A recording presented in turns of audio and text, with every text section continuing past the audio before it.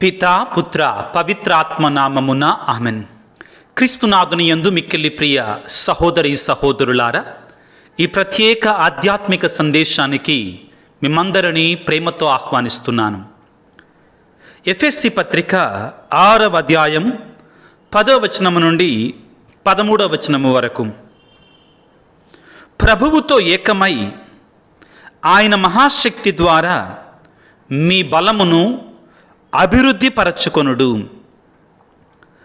సైతాను టక్కరి జిత్తులను ఎదుర్కొనగలుగుటకై దేవుడు ప్రసాదించు సర్వాంగ కవచమును ధరింపుడు.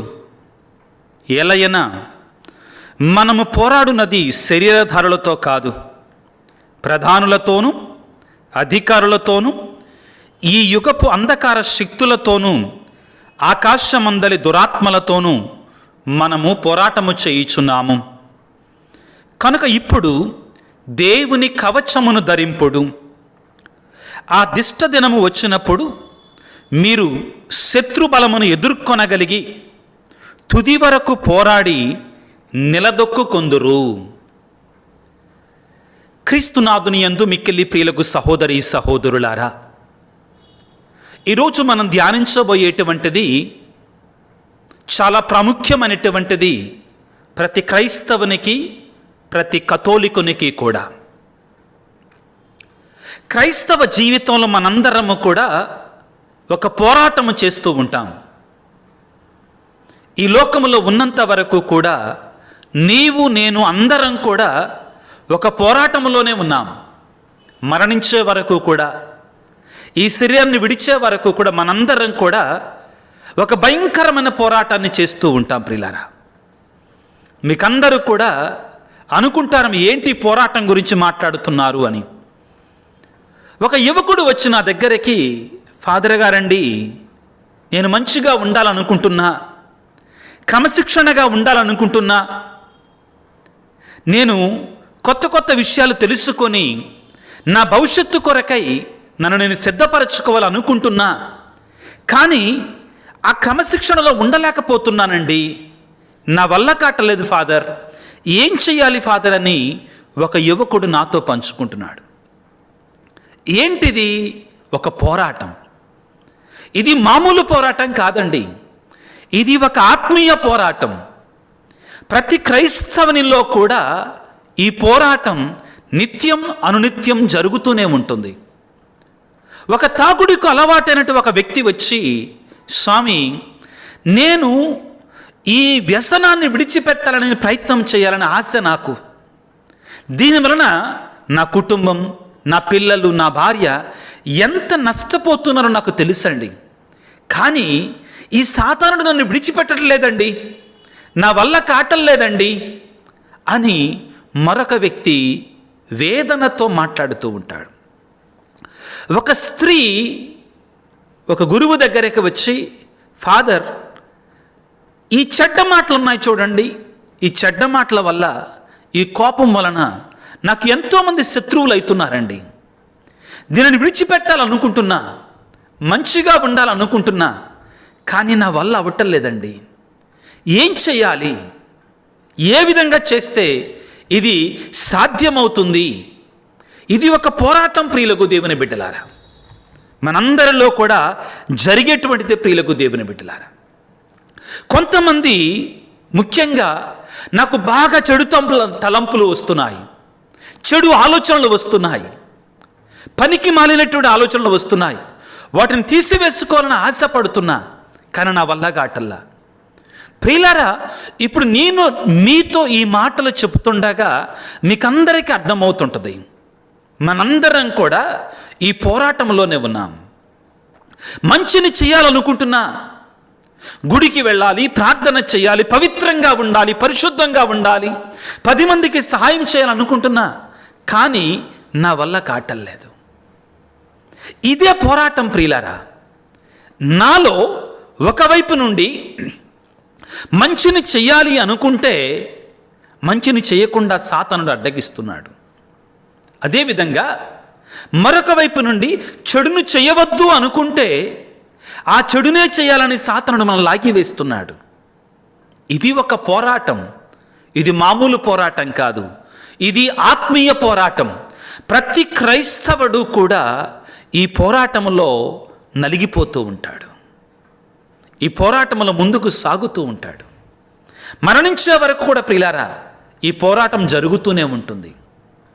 ఈనాడు ప్రభు అంటున్నాడు, పౌలు గారి యొక్క నోటి ద్వారా, రాతల ద్వారా ఏమంటున్నాడంటే, ఎఫెసీయులకు రాసిన పత్రిక 6వ అధ్యాయము 12వ వచనములో, ఏలయన మనము పోరాడునది శరీరధారులతో కాదు.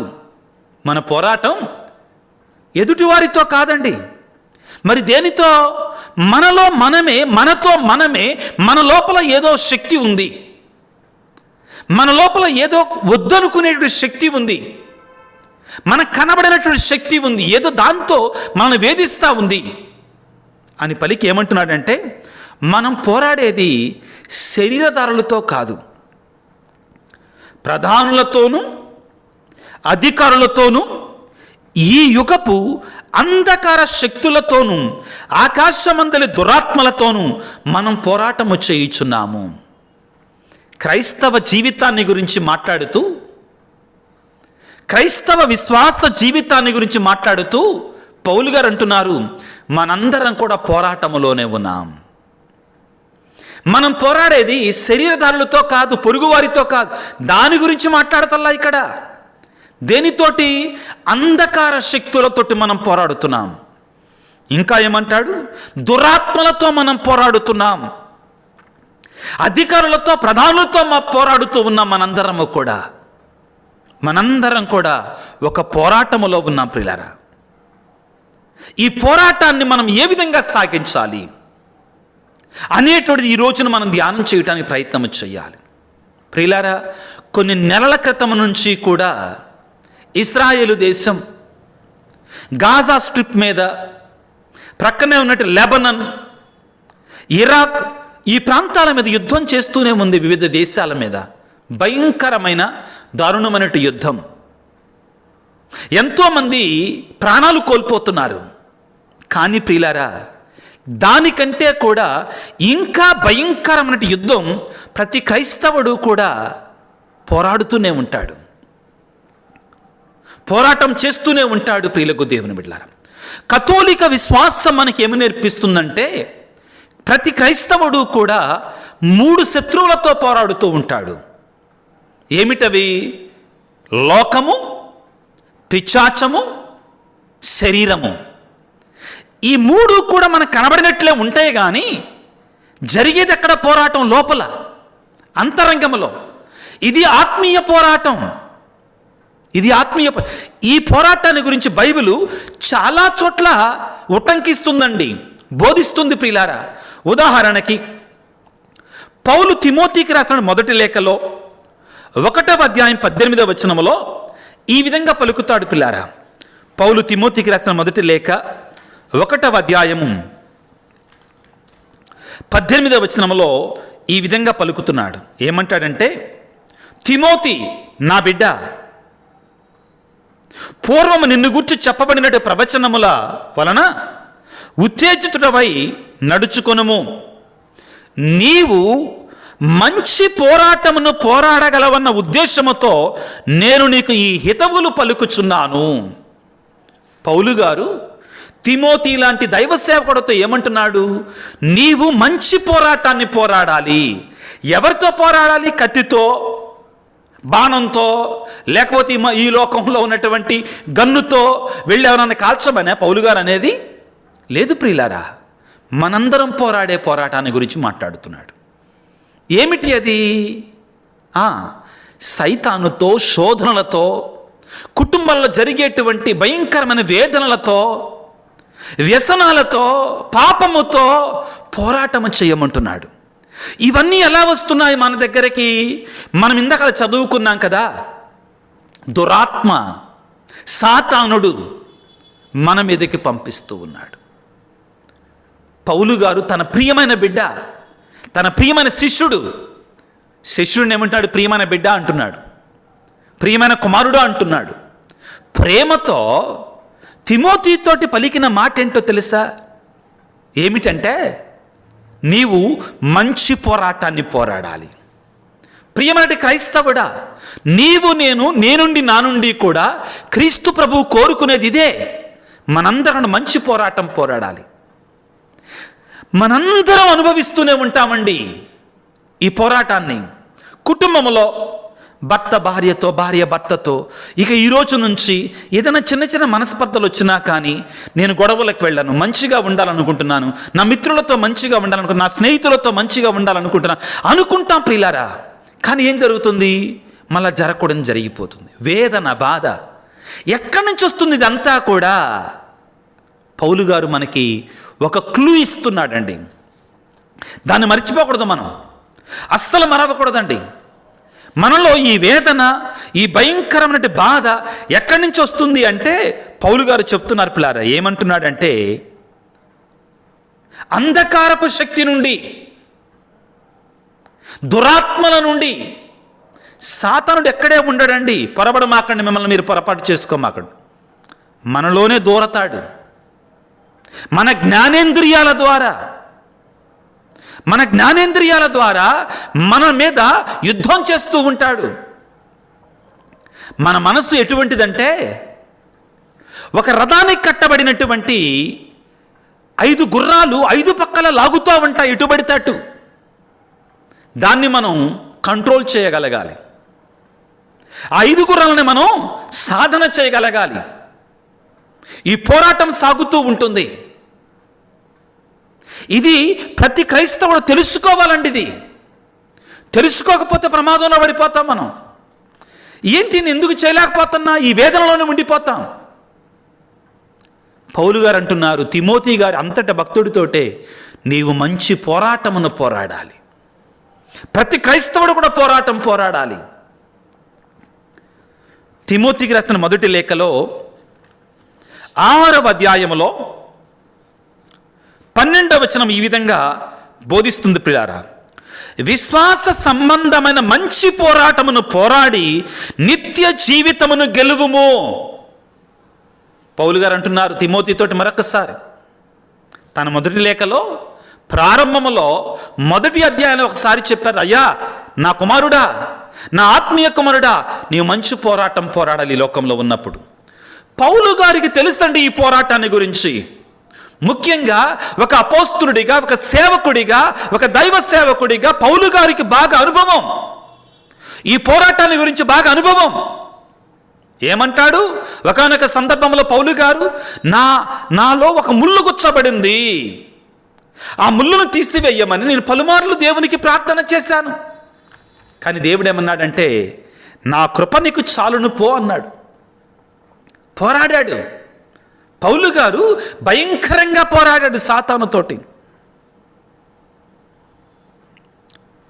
కొరింథీయులకు రాసిన 2వ లేఖ 12వ అధ్యాయం 7వ వచనములో, కానీ నేను చూచిన అద్భుత విశేషములను గూర్చి గర్వముతో ఉబ్బిపోకుండా నా శరీరంలో ఒక ముళ్ళు గుచ్చబడినది. అది సైతాను దూతగా నన్ను నలగగొట్టి గర్వము లేకుండా చేసింది. నాలో ఒక ముళ్ళు గుచ్చబడిందని పౌలు గారు పలికి ఒక మాట అంటున్నాడు, వినండి. దీనంతటికి ఒకటే కారణం. ఈ పోరాటం ఎవరితోటి పౌలు గారు మనకి తెలియజేస్తున్నాడు. ఏమంటున్నాడు? నాలో ఒక ముళ్ళు గుచ్చబడినది, అది సైతాను దూతగా. ఎవరి దూతండి? సైతాను దూతగా. అంటే మనం పోరాడేది ఎవరితోటి? మన జ్ఞానేంద్రియాల రూపములో, మన కంటి ద్వారా, మన చెవుల ద్వారా, మన నోటి ద్వారా, మన శరీరము ద్వారా మనకు తెలియకుండానే మనల్ని లాగుతూ ఉంటుంది. దానితో పోరాడుతున్నాం. సాతాను దూతతోటి పోరాడుతున్నాం. అది సైతాను దూతగా పనిచేసిన నలగగొట్టి గర్వము లేకుండా చేసింది. దీనిని గురించి 3 మారులు ప్రభువుకు మనవి చేసితని, దాన్ని తొలగించవలనని ప్రార్థించితని. అందుకు నా కృప నీకు చాలును, బలహీనత యందు నా పరిపూర్ణత, నా శక్తి పరిపూర్ణమగుచున్నది అని ఆయన నాతో చెప్పాను. ప్రియులారా, పౌలు గారు ఈ కొరింథీ పత్రికలో పలికినట్టు మాట ద్వారా ఏంటి, మనలో ఉన్న ముళ్ళులు ఉన్నాయి, చాలా ఉన్నాయి ముళ్ళు. పొద్దున్నే ఉదయాన్నే లేచి 4 గంటలకు లేచి మోకరించి ప్రార్థన చేయాలనుకుంటాం, కానీ సాతానుడు లేవనివ్వడో. రోజు వాక్యం చదవాలనుకుంటాం, సమయాన్ని ఇవ్వడో, వేరే వాటికి సమయాన్ని ఇస్తాడో, వేరే వాటికి లాగేస్తాడు. చెడమాటలు మాట్లాడొద్దు అనుకుంటాం, కానీ అక్కడికే తీసుకొని వెళతాడు. సారా తాగొద్దు, వ్యసనం జోలికి వెళ్ళొద్దు అనుకుంటాం, కానీ అటే లాక్కొని వెళతాడో. ఈ ముళ్ళు మనందరిలో గుచ్చబడుతున్నాయి. ఎవరిలో లేదండి ఈ బాధ? అయ్యో నేను పాపం చేస్తున్నానే, అయ్యో నేను చెడు చేస్తున్నానే, దాని జోలికి వెళ్ళొద్దు, నాకొద్దు, ఈ పాపం నాకొద్దు. ప్రియులారా, పవిత్రమైన పరిశుద్ధమైన క్రైస్తవ జీవితాన్ని జీవించాలని ఎంతోమంది వేదన పడేటువంటి వాళ్ళు ఉన్నారు. నాకు తెలుసండి, నాకు తెలుసు ప్రియులారా. కొన్ని సందర్భాలు అది భాగ్యంగా కనబడుతుందండి ఈ వేదన, ఈ పోరాటం.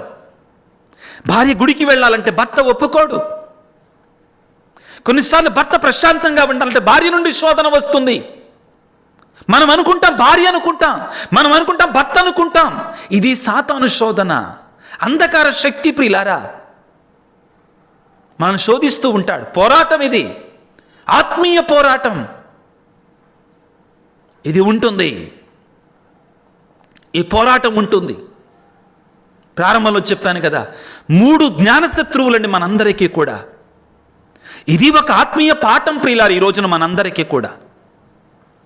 కొంచెం ఎక్కువగా ఉండొచ్చండి వాక్యం.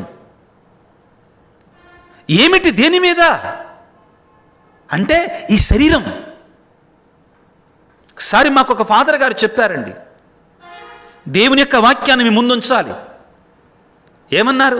మాకు వాక్యం బోధించుకుంటా, ఫాదర్స్ మీరు అనుకోమాకండి, 50 సంవత్సరాలు వచ్చిన తర్వాత, 60 సంవత్సరాలు వచ్చిన తర్వాత, 70 సంవత్సరాలు వచ్చిన తర్వాత, 80 సంవత్సరాలు వచ్చిన తర్వాత మనకి శోధనలు తగ్గిపోతాయి, మనం ఇంకా మామూలుగా అయిపోతాం, పవిత్రంగా అయిపోతాం అనుకోమాకండి మీరు. ఏ వయసుకు తగినటువంటి శోధనలు ఆ వయసులో ఉంటూనే ఉంటాయి. సాతానుడు విడిచిపెట్టడో, మనతో పోరాడుతూనే ఉంటాడో. ఇది ఆత్మీయ పోరాటం ప్రియులారా.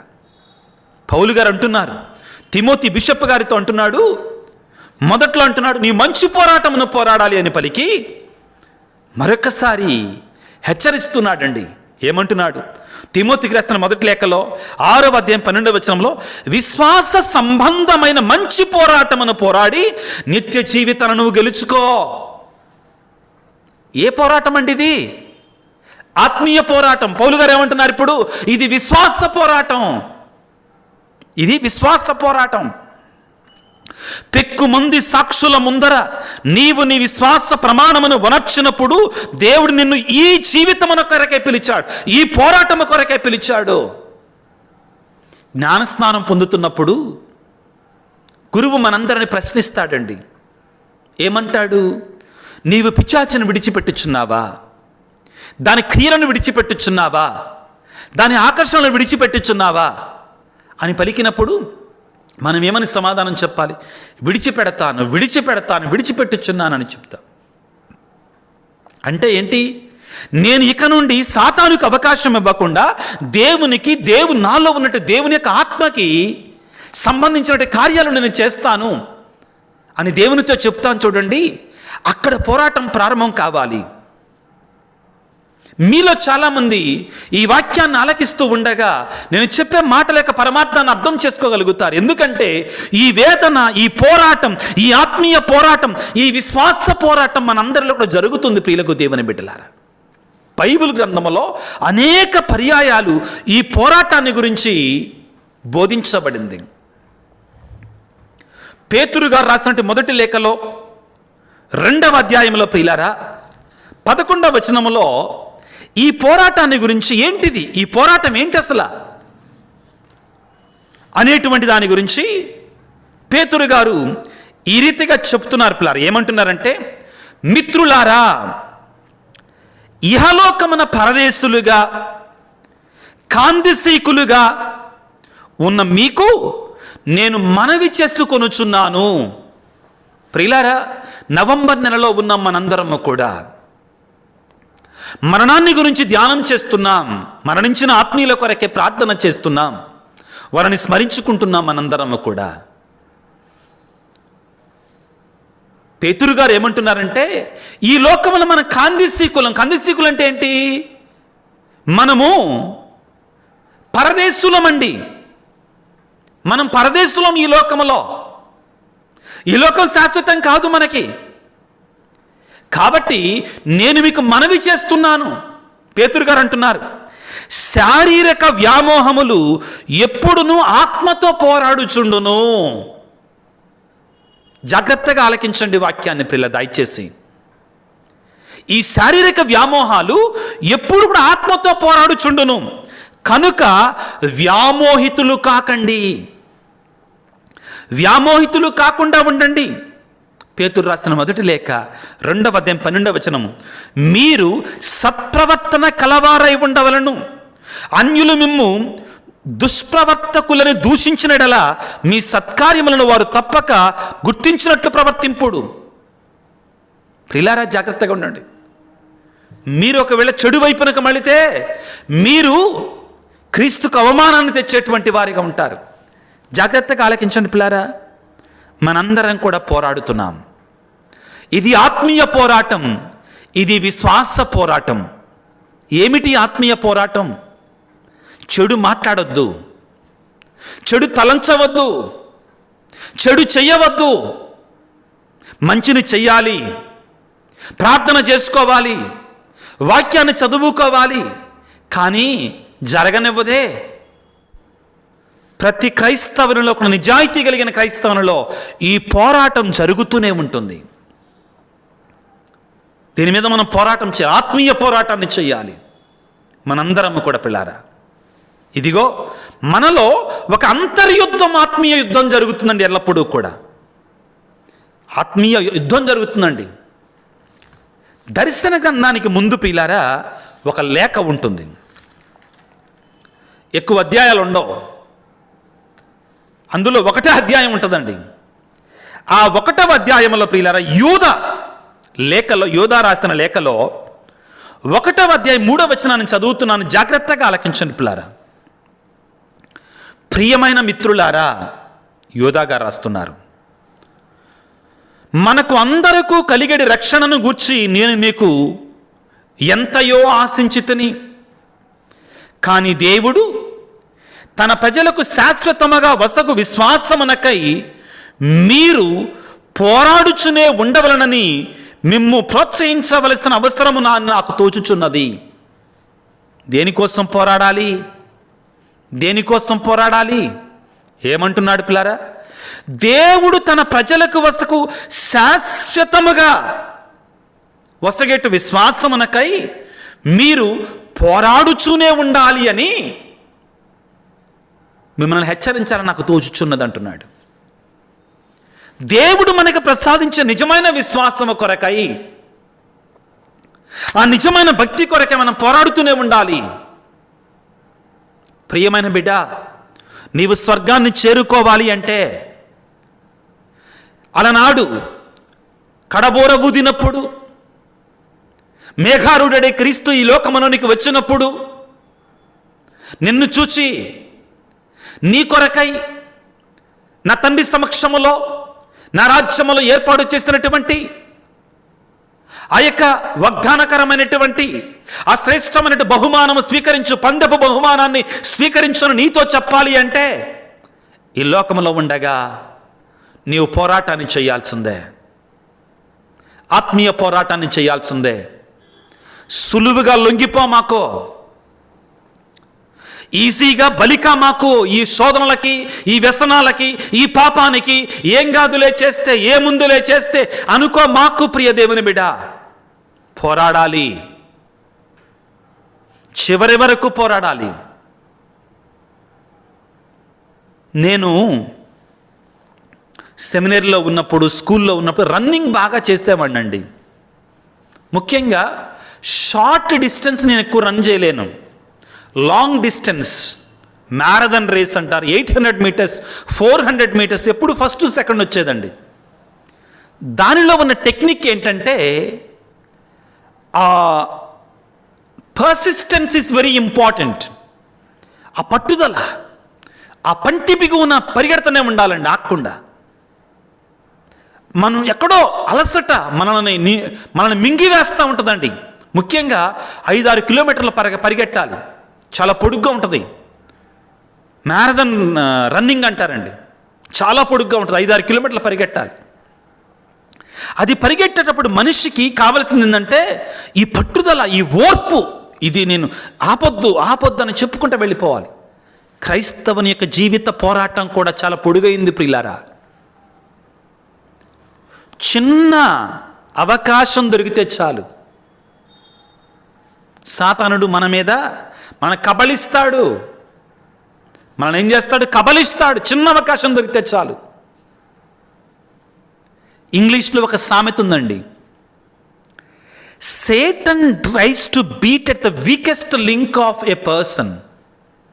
సైతానుడు అంట మన జీవితంలో అన్నిటికంటే అత్యంత బలహీనంగా ఉన్నటువంటి దగ్గర దెబ్బ కొడతాడంటండి.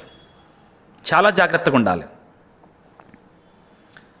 పేతురు గారు రాసిన లేఖల్లో ఏమంటారంటే దీని గురించి మాట్లాడుతూ, సైతానుడట ఒక గర్జించు సింహములాగా పొదలమాటును నక్కి ఎవడ దొరుకుతాడా అని చూస్తుంటాడంటండి. ఎప్పుడు అవకాశం దొరుకుతుందా అని చూస్తాడంటండి. జాగ్రత్త ప్రియా బిడ్డ. పేతురు రాస్తున్నటువంటి మొదటి లేఖ 5వ అధ్యాయం 8వ వచనంలో, మెలకువతో జాగరూకులై ఉండు, మీ శత్రువకు సైతాను గర్జించు సింహవలె తిరుగారుచు ఎవరిని కబలించుదామా అని చూస్తున్నాడంటండి. దృఢ విశ్వాసులై వారిని ఎదిరించి పోరాడండి. ఎన్ని చోట్ల మనం చూస్తున్నామండి పోరాటం పోరాటం పోరాటం. ఏమంటున్నాడు?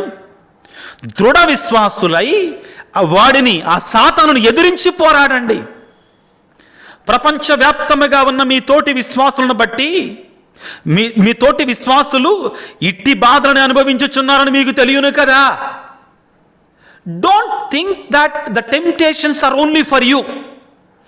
Don't think that this fight, spiritual fight, this spiritual warfare is only for you. నీకొక్కడికే ఈ పోరాటం అనుకో. మాకు ఈ ఆత్మీయ పోరాటం నువ్వు ఒక్కదానివే చేస్తున్నావు. ఈ పోరాటం నాకెందుకు వస్తున్నాయి శోధనలు, నాకెందుకు వస్తున్నాయి ఈ శ్రమలు, నాకెందుకు వస్తున్నాయి ఈ బాధలు, అయ్యో నేను మంచిని చేయాలనుకున్నా నేనే చేయలేకపోతున్నాను అనుకో. మాకు పేతురు గారు ఏమంటున్నారు? పేతురు రాసిన మొదటి లేఖ 5వ అధ్యాయం 9వ వచనంలో, విశ్వాసులై వారిని ఎదిరించి పోరాడండి. ఎవరిని? పొదల మాటున మక్కి ఎవరిని కబళిద్దామా, ఎక్కడ దొరుకుతాడా అని ఎదురు చూస్తున్నటువంటి ఆ సాతానుని ఎదిరించి పోరాడి అని పలికి ఏమంటున్నాడు? ప్రపంచవ్యాప్తముగా నీతోటి విశ్వాసులందరూ కూడా ఇటువంటి శోధనలకే గురి అవుతున్నారు, ఇటువంటి బాధలకే గురి అవుతున్నారు. కాబట్టి ప్రియులారా, మీరందరూ కూడా ఇదిగో ఈ శోధనలలో విజయం పొందాలి. ఈ పోరాటములో, ఈ యుద్ధములో మీరు అలుపెరగకుండా పోరాడాలి. మనందరం కూడా పోరాడాలి. ఇది క్రైస్తవుడు అనేటువంటి వాడు నిత్యము కూడా చేయవలసినటువంటిదే ప్రియులారా. తప్పనిసరిగా మనందరం కూడా చేయాల్సిందే. క్రీస్తు ప్రభువు, స్వయాన క్రీస్తు ప్రభు ప్రియులారా మనందరికి గొప్ప ఉదాహరణ. దేవుని కుమారుడుగా, మనుష్యావతారుడు కదా, దైవశక్తి ఉంది, పరిశుద్ధాత్మ ఉంది, ఆత్మచేత అభిషేకాన్ని పొందాడు. ఆయన పోరాడాల్సిన అవసరం లేదు. నో నో నో నో ఆయన ఇంకా ఎక్కువగా పోరాడాడు, ఇంకా ఎక్కువగా పోరాడాడు. హెబ్రీ పత్రికలో యేసు ప్రభు ఈ లోకములో ఉన్నప్పుడు ఎలాగా పోరాడాడు మనకి తెలియజేస్తాడు పిల్లారా. ఏమని తెలియజేస్తాడు? ఆయన అన్ని విధములుగా మనవల ఈ లోకానికి వచ్చి ఆయన శోధించబడ్డాడు. అందరిలాగానే భయంకరంగా శోధించబడ్డాడు పిల్లారా. కానీ పాపం మాత్రం చేయలా. హెబ్రీ పత్రిక 4వ అధ్యాయం 15వ వచనములో మన బలహీనతలను గురించి సానుభూతి చూపలేని వ్యక్తి కాడు మన ప్రధాన యాజకుడు. అదృష్టం ఏంటంటే మనందరికీ ఈ పోరాటంలో, ఈ యుద్ధంలో, ఈ జ్ఞానేంద్రియాల పైన, ఈ సాతాను శక్తుల మీద, సాతాను శక్తులు అంటే ఎక్కడో అనుకోమాకండి. I'm not talking about those things. I'm talking about spiritual warfare. ఆత్మీయ పోరాటాన్ని గురించి, విశ్వాస పోరాటాన్ని గురించి మాత్రం మాట్లాడుతున్నా ఈ రోజున. దాని గురించి అండి. క్రీస్తు ప్రభు అంటండి, మన బలహీనతల గురించి సానుభూతి చూపలేని వ్యక్తి కాడు మన ప్రధాన యాజకుడు. ఎందుకని? అంతేకాక మన వలె అన్ని విధములుగా శోధించబడ్డాడు, అన్ని విధాలుగా పోరాడాడు. ఆయన కూడా పాపం మాత్రం చేయలా. ఆయన మనకు గొప్ప ఉదాహరణ ప్రియులారా, గొప్ప ఆదర్శం ఆయన మనకి. ఎక్కడ పోరాడాడు ఆయన? ఎక్కడ పోరాడాడండి? మత్తయి శుభవార్తలో మనందరం చదువుకుంటాం ప్రియులారా. ఏంటి? 4వ అధ్యాయం 1వ వచనం నుండి ఆయన పరిశుద్ధాత్మను పొందుకున్న తరువాత ఎడారికి కొనిపోబడ్డాడు. దేనికి? సాతాను మీద యుద్ధం చేయడానికి, శోధన మీద యుద్ధం చేయడానికి. ఎంత ధైర్యం సైతానుడికి! ఊహించుకోండి. నిన్ను నన్ను వదిలిపెడతాడా? సాతాను నిన్ను నన్ను వదిలిపెడతాడండి? వదిలిపెట్టాడు. మనం బైబిల్లో మనకు అర్థం కావటానికి 3 సార్లు శోధించినట్లుగా ఉంటుందండి. ఏంటి? రాళ్ళను రొట్టెలుగా మార్చుకోమన్నట్లుగా, శిఖరం నుండి కిందికి దూకమని, నన్ను ఆరాధించమని 3 రకాలుగా శోధించబడ్డట్టుగా ఉంటుంది. కానీ ప్రియులారా, ఇదే వాక్యాన్ని మనం లూకాసు వార్త 4వ అధ్యాయంలో మనం చదువుకుంటే ఏమని అర్థమవుతుందంటే ప్రియులారా, సాతానుడు పలు విధాలుగా శోధించాడు యేసు ప్రభువుని. ఎన్ని విధాలుగా? పలు విధాలుగా శోధించాడు. లూకాసు వార్త 4వ అధ్యాయం 13వ వచనంలో, ఇట్లు ఆ సాయితాను అనేక విధములుగా శోధించిన పిదప తగిన సమయమునకై యేసుని విడిచి వెళ్ళిపోయింది. తగిన సమయం కోసం, అనుకూలమైన సమయం కోసం. ప్రియులకు దేవుని బిడ్డలారా, మనందరిని కూడా సాతాను శోధిస్తూనే ఉంటాడు. ఈ పోరాటం ఆగకూడదండి. మనది పోరాడుతూనే ఉండాలి, పోరాడుతూనే ఉండాలి. మనం దాన్ని we should not give up. దేవుడు తప్పనిసరిగా ఇక్కడ మనం గుర్తుపెట్టుకోవాలండి ఒక మాటను. దయచేసి ఈ మాట గుర్తుపెట్టుకోండి దయచేసి అందరూ కూడా. ఏంటంటే, దేవుడు చూసేది నీ ప్రయత్నాన్ని. నీ ప్రయత్నాన్ని దేవుడు చూస్తాడు. నా ప్రయత్నాన్ని దేవుడు చూస్తాడు. ఈ శోధనలు వచ్చినప్పుడు ఆ శోధనలను ఉండిపోయి సాతానుకు లొంగిపోయి ఇంకా ప్రయత్నం చేయకుండా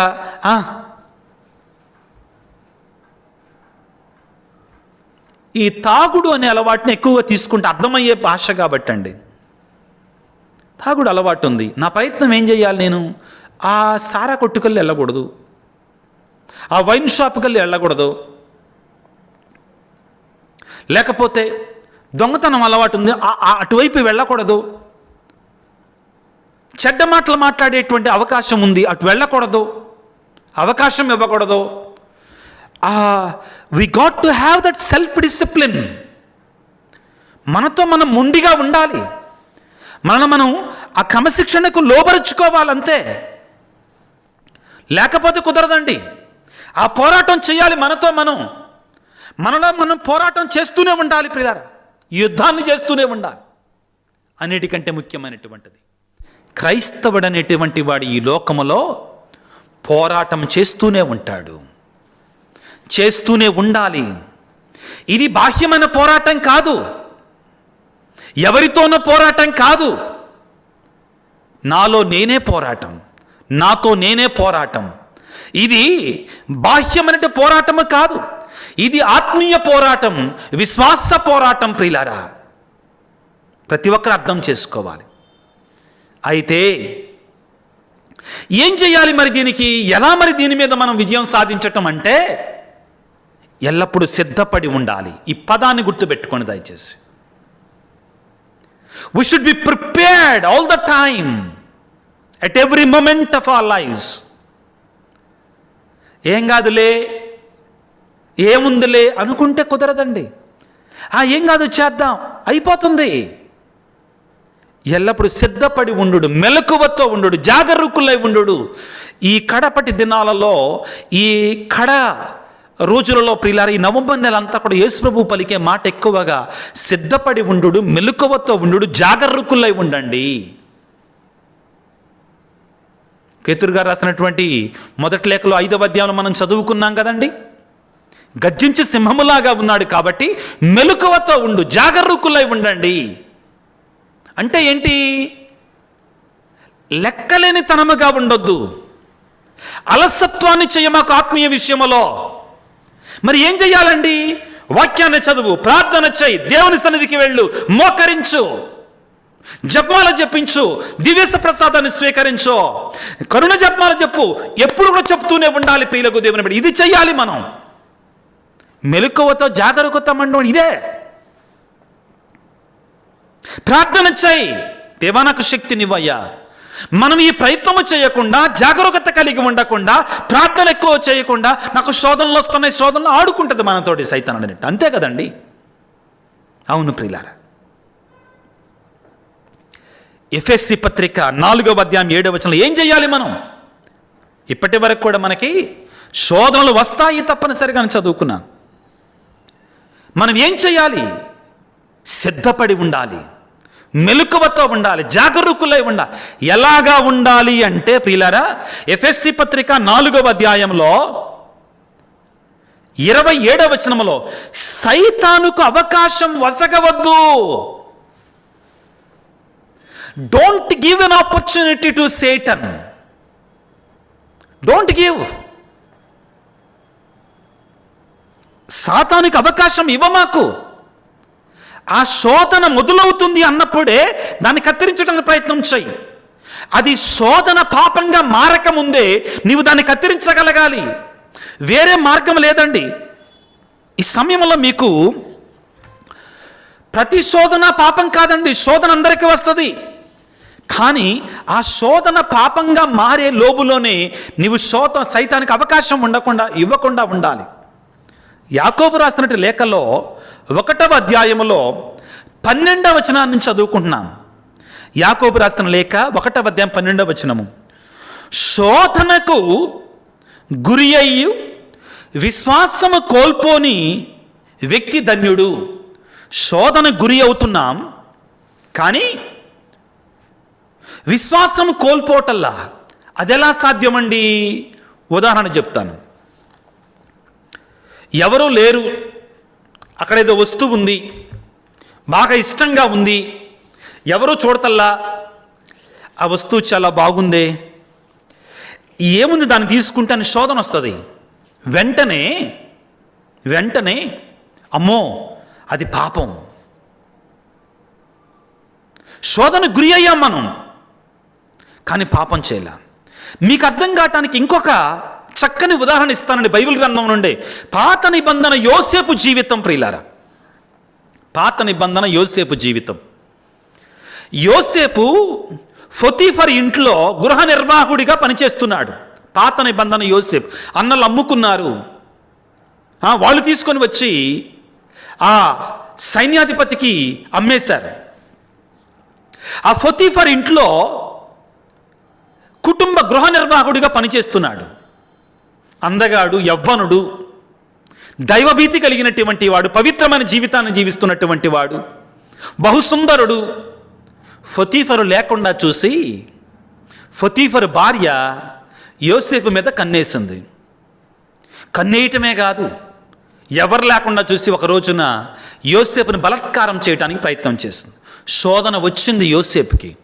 శోధన ఇంటి ముందు తలుపు తడతా ఉంది. ఎవరది? స్వయంగా పొతీఫర్ భార్య అడుగుతుంది. శోధన వచ్చినప్పుడు యోసేపు తేరుకున్నాడు. ఏమంటాడు తెలుసా? అమ్మా, నా యజమానుడు నీ భర్త నిన్ను తప్ప, నీ మీద తప్ప, వాక్యం ఉంటుందండి అక్కడ, నీ మీద తప్ప ఇదిగో సంపదలన్నిటికీ నన్ను యజమానిగా చేశాడు. నేను ఆయనకి ఎలాగ ద్రోహం చేసేది అని పలికి ఇంకొక మాట అంటాడు. ఇది దైవద్రోహము కాదా? ఇది దైవద్రోహము కాదా అని పలికి పారిపోతుంటే షర్టు పట్టుకుంటే విడిచిపెట్టి వెళ్ళిపోతాడు. ఇది యోసేపులో జరిగిన పోరాటం. ఆ పోరాటంలో అతను గెలిచాడు. దేవుని సన్నిధిలో నీతిమంతుడిగా ఎంచబడ్డాడు. ప్రియులారా, ఏమని పలుకుతుంది? సాతానుకు అవకాశం ఇవ్వమాకండి. సాతానుకి అవకాశం ఇవ్వమాకండి.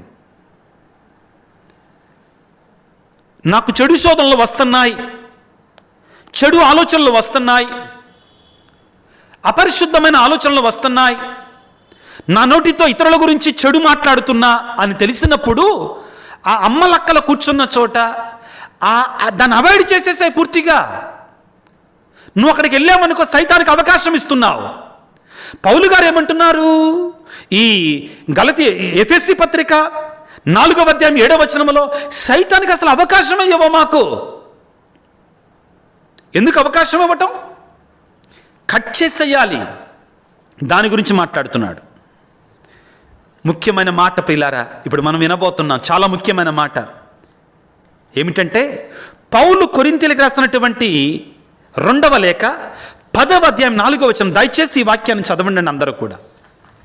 పౌలు కొరింథీయులకు రాసినటువంటి 2వ లేఖ 10వ అధ్యాయము 4వ వచనము. మా పోరాటములో మేము వినియోగించు సాధనములు ప్రాపంచికములైనటువంటివి కావు. ఇక నుండి జాగ్రత్తగా వినండి. ఏమంటాడంటే, అవి దుర్గములను కూడా ధ్వంసము చేయగల శక్తివంతమగు దేవుని యొక్క ఆయుధములు. ధ్యానం చేద్దాం ఇప్పుడు కొద్దిసేపు. ఏమంటున్నాడు? మా ఈ పోరాటములో, మళ్ళా పోరాటాన్ని గురించి మాట్లాడుతున్నాడండి పౌలు గారు. అనుభవం పౌలు గారికి.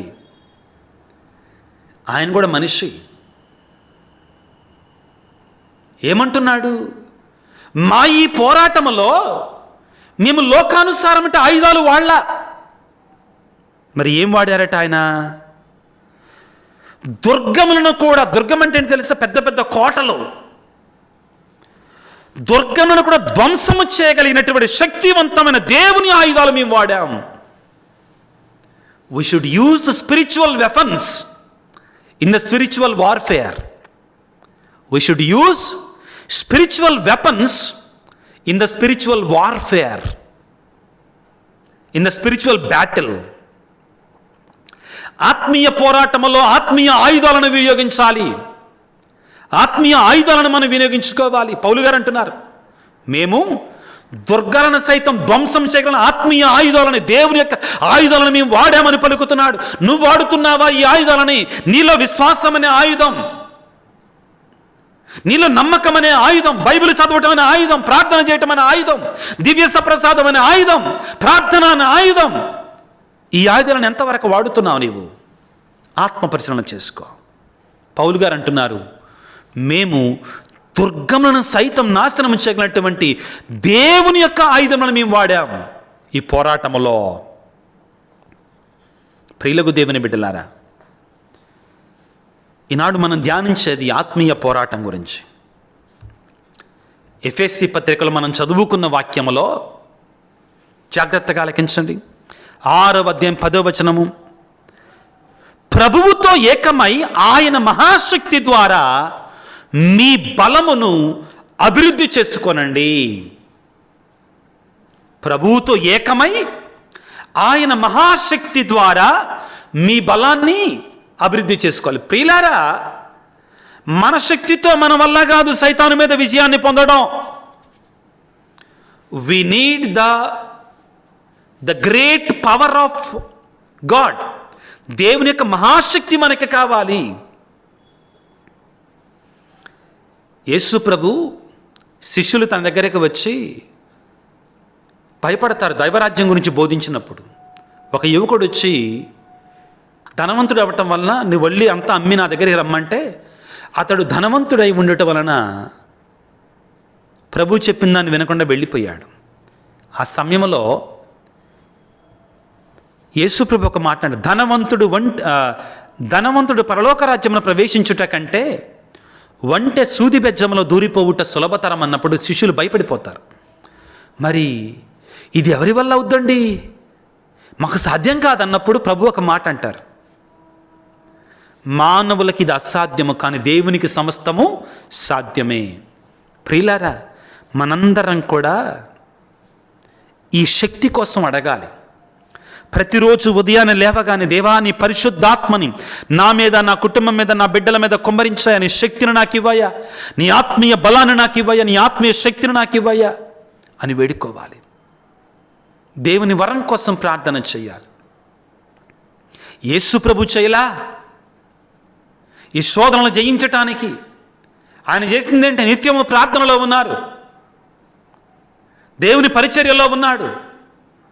పౌలు గారు ఏమంటున్నారంటే, ప్రభువుతో ఏకమై ఆయన మహాశక్తి ద్వారా మీ బలమును అభివృద్ధి పరచుకొనండి. మత్తయి శుభవార్త 4వ అధ్యాయాన్ని మనం చదువుకుంటే, ఆయన ఆత్మచేత అభిషేకాన్ని పొంది సాతాను మీద పోరాడటానికి వెళ్ళాడు. నువ్వు నీ సొంత శక్తితో సైతాను దగ్గరికి వెళ్ళి రా చూసుకుందామంటే సాతాను రా చూసుకుందాం అంటాడు, నేను ఒక దెబ్బతో అట్ట అంటాడు. కానీ నీలో ఎవరున్నారు? పరిశుద్ధాత్మ దేవుడు ఉన్నాడు. ఆయన మహాశక్తి నీలో ఉండాలి. ఆ మహాశక్తి నీలో పొందుపరచుకోవాలి. ఆత్మీయ జీవిత పోరాటం ఇది ఉండాలి. ఆ తర్వాత ఏమంటాడంటే, చాలా ముఖ్యమైన సందేశం ప్రియులారా, ఎఫెసీ పత్రిక 6వ అధ్యాయం 11వ వచనము, సైతాను టక్కరి జిత్తులను ఎదుర్కొనగలుగుటకై దేవుడు ప్రసాదించు సర్వాంగ కవచమును మీరు ధరించండి. Very important. యుద్ధానికి వెళ్ళేటప్పుడు 2 రకాల ఆయుధాలు ఉంటాయండి వాళ్ళ దగ్గర. 2 ఆయుధాలే. ఒకటేంటంటే, శత్రువు మన మీదకి బాణాలు వేస్తున్నా, కత్తితో వస్తున్నా, మన మీదకి దాడి చేస్తున్నా మనకి ఏమీ జరగకుండా మనల్ని మనం డిఫెండ్ చేసుకున్న డిఫెన్సివ్ వెపన్స్. రెండవది అఫెన్సివ్ వెపన్స్. వాళ్ళ దగ్గర కత్తి ఉంటుంది, డాల్ ఉంటుంది, చిన్న కత్తి ఉంటుంది, ఎక్కడ పడితే అక్కడ. పాతకాలంలో శత్రువు మన మీద పోరాటం చేసినప్పుడు మనల్ని కాపాడుకోవటానికి మనం వాడుకునేటువంటి కవచం ఉంటుంది వాళ్ళకి. ఒక మెటల్తో చేస్తారు దాన్ని. పొరపాటున ఒకవేళ కత్తి తగిలినా కానీ ఈ మనిషి చచ్చిపోడు. చేతిలో డాల్ ఉంటుందండి, శరీరానికి కవచం ఉంటుందండి, తలకి చిరస్త్రాణం ఉంటుందండి. ఇవి మనం డిఫెండ్ చేసుకునేటువంటి ఆయుధాలు. రెండవది కత్తి, బాణం. ఇవి ప్రియులారా. కాబట్టి ప్రియులారా, సర్వాంగ కవచాన్ని మనం ధరించాలి. సర్వాంగ కవచాన్ని మనం ధరించాలి. దేవుడు వసగే సర్వాంగ కవచం. దాని గురించి మనం చదువుకుంటాం. తరువాత శోధన వచ్చినప్పుడు చూద్దాంలే, సైతాను శోధించినప్పుడు చూద్దాం. వద్దు, అప్పుడు దాకా ఆగొద్దు. ముందే నువ్వు బలాన్ని పెంచుకో. క్రికెట్ ఆడేవాడు వరల్డ్ కప్ వచ్చిన తర్వాత, మొదలైన తర్వాత నేను ప్రాక్టీస్ చేయటం మొదలు పెడతా. కుదరదు. సంవత్సరం నుంచి ముందే ప్రాక్టీస్ మొదలు పెడతాడు. ప్లానింగ్ మొదలవుద్ది. రన్నింగ్ రేస్లో పాల్గొనేటువంటి వాడు ఆ రన్నింగ్ రేస్ రోజున అప్పుడు మొదలుపెట్టి రన్ చేయను. అంతకుముందు ముఖ్యంగా నేను ప్రారంభంలో చెప్పాను కదా, ఈ లాంగ్ రేస్ అనమాట, ఈ కంట్రీ రేస్ అంటారు. దానికోసం మేము 1 నెల ముందు నుంచి ట్రైనింగ్ అవుతామండి. తట్టుకోలేము అది. కాబట్టి ఎఫెసీ పత్రికలో 6వ అధ్యాయము 13వ వచనంలో ఏమంటున్నాడంటే, కనుక దేవుని కవచమును ధరించుడు, ఆ దుష్ట దినము వచ్చినప్పుడు మీరు శత్రుబలమును ఎదుర్కొనటకై తుది వరకు పోరాడి నిలదొక్కుంటారు. ఎప్పుడు? మీరు ముందే సిద్ధపడ్డప్పుడు. రోజు బైబిల్ చదవటం, మోకాళ్ళ ప్రార్థన చేయటం, స్తుతి ప్రార్థన చేయటం, జపమాలను జపించుకోవటం, వీలున్నప్పుడల్లా తప్పనిసరిగా దివ్యబలి పూజలో పాల్గొని దివ్యస ప్రసాదాన్ని స్వీకరించటం, పాప సంకీర్తనం చేసుకోవటం, పరిశుద్ధాత్మ అభిషేక ప్రార్థన చేసుకోవడం, ఇవన్నీ చేస్తూనే మనలో ఉన్న విశ్వాసాన్ని, నమ్మకాన్ని పెంపొందించుకోవటం, బలపరచుకోవటం, దృఢపరచుకోవటం నిత్యము క్రైస్తవుడు చేయవలసినటువంటి ఆత్మీయమైనటువంటి క్రమశిక్షణ. ఇది మనం చేస్తూనే ఉండాలి. పేద సాధలకు సహాయం చేయటం, నీతివంతమైన జీవితాన్ని జీవించటం, చెడు మాటలు, చెడు తలంపులు రాకుండా కాపాడుకోవటం, ఇది మనం నిత్యం చేయటమే. ప్రయత్నం చేస్తూనే ఉండాలి పిల్లారా. చాలా సందర్భాలలో విశ్వాసులు వచ్చి, స్వామి నేను భక్తిగా ఉండాలనుకుంటున్నా, ఉండలేకపోతున్నా, నా వల్ల కావట్లేదు, నాకు శోధనలు ఎక్కువవుతున్నాయి, నాకు బాధలు ఎక్కువవుతున్నాయి, నా జీవితంలో శాంతి లేదు, సమాధానం లేదు. ప్రియులారా, ఇది ఒక పోరాటం నిలబడాలి అంటే మనం ముందుగానే సిద్ధపడాలి సాతాను మీద పోరాటం చేయటానికి. యాకోబు పత్రికలో చాలా ముఖ్యమైన మాట అండి, చాలా ఇష్టమైన మాట ఇది నాకు. 4వ అధ్యాయం 7, 8 2 మాటలు చాలా ముఖ్యమైనట్టు. యాకోబు పత్రిక 4వ అధ్యాయము 7వ అధ్యాయం 8వ 4వ అధ్యాయం 7, 8 వచనాలు ప్రియులారా ఏమంటాడంటే, కావున దేవునికి విధేయులు కండు దయ్యమును వ్యతిరేకించండి, అప్పుడు ఆ దయ్యము విడిచి పారిపోతుంది. మనం చేయాల్సిందల్లా ఏమీ లేదండి, శోధనని బలంగా ఎదురొడ్డి పోరాడటమే. అలుసుగా ఉండమాకు, అవకాశం ఇవ్వమాకు, అలుసుగా ఉండమాకు, అవకాశం ఇవ్వమాకు. ఒక ఎడారిలో ప్రయాణం చేసి వెళ్ళేవాడంటండి. ప్రయాణమై వెళుతూ ఉండగా బాగా చలి, భయంకరమైన చలి. సాయంత్రం అయింది, తాను తెచ్చుకున్న రొట్టె ముక్క తిన్నాడు. తిని పడుకోవటానికి గుడారాన్ని వేసుకున్నాడు. బాగా చలి గడగడలాడుతుంది కాబట్టి గుడారాన్ని వేసుకొని, చాలా చిన్న గుడారం, ఆ గుడారంలో పడుకున్నాడు. ఒక రాత్రి కాడ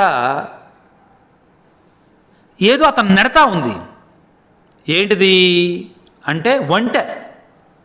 ఎడారిలో ఒంటెల మీద ప్రయాణం చేస్తారు, ఎందుకంటే వాటి కాళ్ళు ఎడల్పుగా ఉంటాయి కాబట్టి ఇసుకలో కూడా దిగబడవు, ఎడారిలో ఎక్కువ ఇసుక ఉంటుంది కాబట్టి. ఆ విధంగా ప్రయాణమై వెళుతూ ఉండగా అక్కడ అందులో నిష్క్రమిస్తూ ఉండగా, విశ్రాంతి తీసుకుంటుండగా ఆ ఒంటె లోపలికి తలబెట్టింది, చలిగా ఉంది కదా. పోనీలే అని దాని లోనకి రానిచ్చాడు. కొద్దిగా ఆగిన తర్వాత అది ఇంకా కాళ్ళను కూడా లోపల పెట్టింది. సర్లే అనుకున్నాడు. చివరికి ఒక రాత్రి కాడ బాగా చలి పడుతుంటే తట్టుకోలేక, ఏంటి నాకు ఇంత చలి పడుతుంది అని మెలకువ చూసేసరికి ఒంటె శుభ్రంగా గుడారంలో దూరింది. ఇతన్ని యజమాని బయటికి నెట్టేసిందంటండి. సాతానుడికి అవకాశం ఇవ్వకూడదు. ఏమంటున్నాడు యాకోబు గారి లేఖలో 4వ అధ్యాయం 8వ వచనములో 7వ వచనములో, దయ్యమును వ్యతిరేకించండి, శోధనను వ్యతిరేకించండి, అప్పుడు ఆ దయ్యము మేము విడిచి పారిపోతుంది. ఒకటేనండి మనం చేయాల్సింది, మొండిగా ప్రార్థన చేస్తూ. ఇక్కడ కూడా ఒక మాట చెప్తానండి, నేను కొద్దిసేపు ప్రార్థన చేస్తాను, నాకు శోధనలు ఎక్కువ కంపల్సరీగా జరుగుద్దండి, కంపల్సరీగా జరుగుద్ది. నువ్వు ఎప్పుడైతే మంచిగా మారాలనుకుంటున్నావో అప్పుడే శోధనలు ఎక్కువైతాయి. నువ్వు మంచిగా మారాలనుకున్నప్పుడు సాతానుడు సెలవు తీసుకొని వెళ్ళిపోతాడా ఏంటి? వెళ్ళిపోడు, ఇంకా శోధనలు ఎక్కువైపోతా నీకు. కాబట్టి నువ్వు ఎదురొడ్డి పోరాడాలి, ఎదిరించాలి. యాకోబు గారు చెప్తున్నారు, ఏమంటున్నాడు?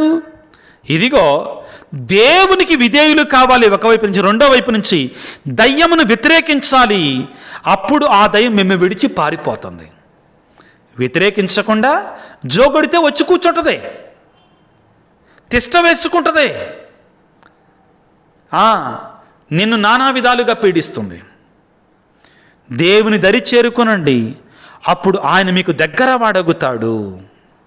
ప్రియులారా, మొండిగా ఉండాలి సాతానుడితోటి, వేరే మార్గం లేదు, వేరే విషయం లేదు. మనం సర్వాంగ కవచాన్ని ధరించాలి. దేవుడిచ్చే సర్వాంగ కవచం ఏమిటిది? దేవుని యొక్క వాక్యం, ప్రార్థన, విశ్వాసం, నీతివంతంగా జీవించటం, ఇవన్నీ కూడా సర్వాంగ కవచం పిల్లారా. వీటిని మనం ధరించాలి. దాని గురించే ఎఫెసీ పత్రికలో ఏమంటాడండి? కనుక ఇప్పుడు మీరు దేవుని యొక్క సర్వాంగ కవచమును ధరించండి. సాతాను ఏంటిదంటే ఈ కవచం? ఇది ముఖ్యమైనటువంటిది. ఎఫెసీ పత్రిక 6వ అధ్యాయం 14వ వచనం నుంచి చదువుతున్నానండి. 7 ఆయుధాలు ఇస్తున్నాడండి సాతాను మీద పోరాటానికి. జాగ్రత్త గుర్తుపెట్టుకోండి. కనుక సిద్ధపడుడు. ఎఫెసీ పత్రిక 6వ అధ్యాయం 14వ వచనం. సత్యమును నడుమునకు తోలుదట్టిగా ధరించండి, నీతిని కవచముగా ధరించండి, శాంతిని గూర్చిన సువార్త ప్రకటనకై సంసిద్ధతను మీ పాదరక్షకులుగా ధరించండి, అన్ని సమయమునందును విశ్వాసమును డాలుగా ధరించండి, దుష్టుడు ప్రయోగించు అగ్నిబాణములన్నిటినీ దానితో ఆర్పివేయగలము, రక్షణ అనే చిరస్త్రాణమును తలకు పెట్టుకుంటారు కదండి, రక్షణ అనే చిరస్త్రాణమును, దేవుని వాక్కు ఆత్మవశగు ఖడ్గమును మీరు గ్రహించండి. పరిశుద్ధాత్మని, దేవుని యొక్క వాక్యాన్ని, విశ్వాసాన్ని, ఇంకా ఏంటి, సత్యమును, నీతిని, సిద్ధపడి ఉండే సువార్త బోధనని, సువార్తని, ఇవన్నీ కూడా వాక్కు అనే ఖడ్గాన్ని. ఇవన్నీ చాలా ముఖ్యం ప్రియులారా. ప్రార్థన అన్నిటికంటే ముఖ్యంగా ప్రార్థనని పట్టుదలతో, కనుక పట్టుదలతో మెలకువగా ఉండి దైవ ప్రజలందరి కొరకే ప్రార్థన చేస్తూనే ఉండండి. ఇవన్నీ మనం ఎప్పుడైతే చేస్తామో ఈ యుద్ధము మనదే ప్రియులారా. యుద్ధంలో మనకు దేవుడి తోడుగా ఉంటాడో, యేసయ్య తోడుగా ఉంటాడో, భయపడనక్కరలేదు. దేవుడు తోడుగా ఉంటాడు. ప్రియులారా, జాగ్రత్తగా ఆలకించండి. క్రైస్తవుడనేటువంటి వాడు ఒక యుద్ధంలో ఉన్న నిరంతర యుద్ధం, ఆత్మీయ పోరాటం, విశ్వాస పోరాటంలో ఉన్నాడు. ఈ యుద్ధములో ప్రతి ఒక్కరూ కూడా పోరాడుతూనే ఉండాలి. సాతానును ఎదిరించాలి, సైతాను యొక్క ఆ శోధనను ఎదిరించాలి. అన్నిటికంటే ముఖ్యంగా సర్వాంగ కవచాన్ని ధరించాలి. ఈ రోజున ప్రభువుని వేడుకుందాం. దేవా, నేను నా ఆత్మీయ పోరాటంలో ఈ సర్వాంగ కవచాన్ని ధరించి సైతాను మీద పోరాడటానికి, చెడు మీద పోరాడటానికి, శోధనల మీద పోరాడటానికి, విజయాన్ని పొందటానికి నాకు శక్తినివ్వయ్యా. నా శక్తి నాకు చాలదు ప్రభువా, నీ పరిశుద్ధాత్మ శక్తిని నాకు ఇవ్వ. నువ్వు ఏ విధముగానైతే పరిశుద్ధాత్మ అభిషేకాన్ని పొందుకొని సాతాను మీద పోరాడి విజయాన్ని పొందావో అదే విధముగా నేను కూడా ప్రభువా సాతాను మీద విజయాన్ని పొందడానికి కావాల్సిన శక్తిని నాకు దయచేయి తండ్రి. ప్రియులారా, నేను దేవునికి మంచి బిడ్డగా ఉండాలి, నేను పవిత్రంగా ఉండాలి, నేను పరిశుద్ధంగా ఉండాలని చెప్పుకుంటా సాయంత్రం రాగానే ఫోన్ పట్టుకోగానే ఆ జబర్దస్తులు చూచి డబల్ మీనింగ్ వాక్యాలు వింటే ప్రయోజనం ఉందండి? నేను ఈ మాటలు ఎవరికి చెప్తున్నానంటే, ఎవరైతే పవిత్రంగా మారాలి, దేవుని బిడ్డగా జీవించాలని ఆశ కలిగి ఉన్నారో వాళ్ళకే మాట్లాడుతున్నాను. అవును పిల్లలు, వేరే మార్గం లేదు, వారితో మాత్రమే మాట్లాడుతున్నాను. అంటే నేను పవిత్రంగా జీవించాలి, దేవుని మహాశక్తిని పొందుకోవాలి, దేవునికి అద్భుతమైన వరాలు నాకు కావాలి అనుకుంటే వాటిని విడిచిపెట్టగలగాలి. ఏం పొందుకోవాలి? సత్యాన్ని, నీతిని,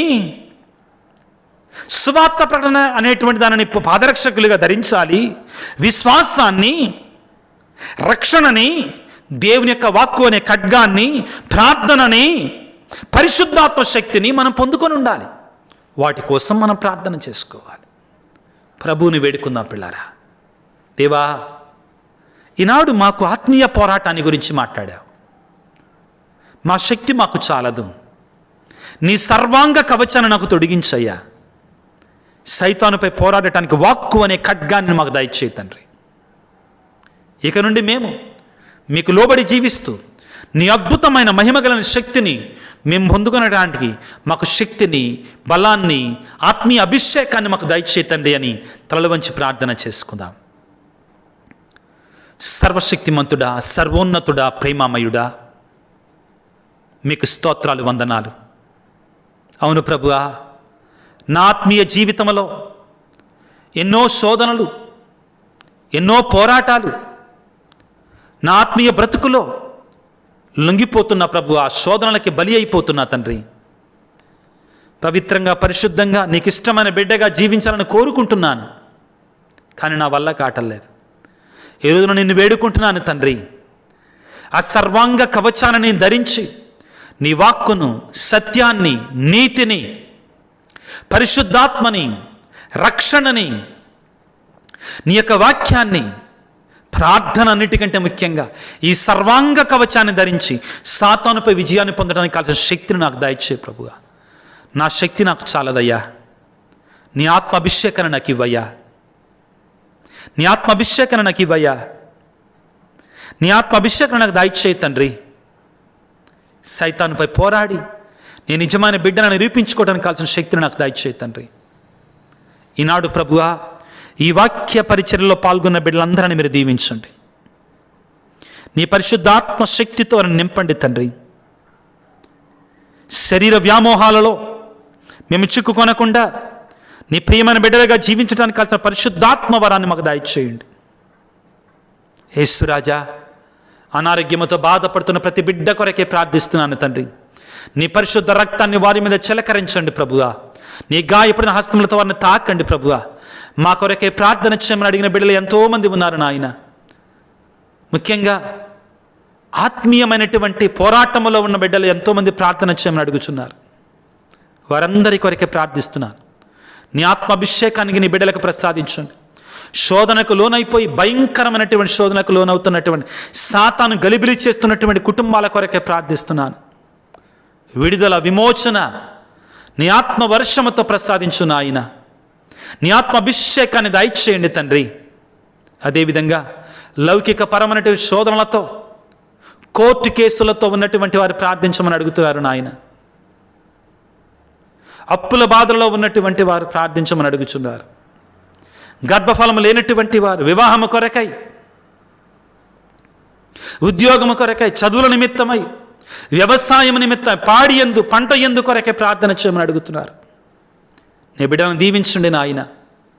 ఎంతోమంది దూర ప్రాంతం నుండి నాయన ఉద్యోగం చేసేటువంటి వారు కుటుంబ సమస్యలతో, భార్యాభర్తల మధ్యలో సమస్యలతో, సఖ్యత లేక, పిల్లల తల్లిదండ్రుల మధ్యలో సఖ్యత లేక సాతానుడు అనేటువంటి వాడు పీడిస్తున్నాడు తండ్రి. నీ సర్వాంగ కవచాన్ని మాకు దయచేసి మీరు మాతో ఉండి మమ్మల్ని నడిపించి లేవనెత్తమని, ఈ వీడియో క్రింద మెసేజ్ పెట్టిన ప్రతి బిడ్డ యొక్క ఉద్దేశాన్ని దీవించమని మా నాథుడైన క్రీస్తు ద్వారా వేడుకొనుచున్నాము తండ్రి. ఆమెన్. ప్రభువు మీతో ఉందురుగాక, మీ ఆత్మతో ఉందురుగాక. సర్వశక్తి గల సర్వేశ్వరుడు పిత, పుత్ర, పవిత్రాత్మ మిమ్ము మీ కుటుంబాలను చల్లగా దీవించి ఆశీర్వదించి కాపాడుదురుగాక. God bless you. దేవుడు మిమ్ము దీవించుగాక. ఆమెన్.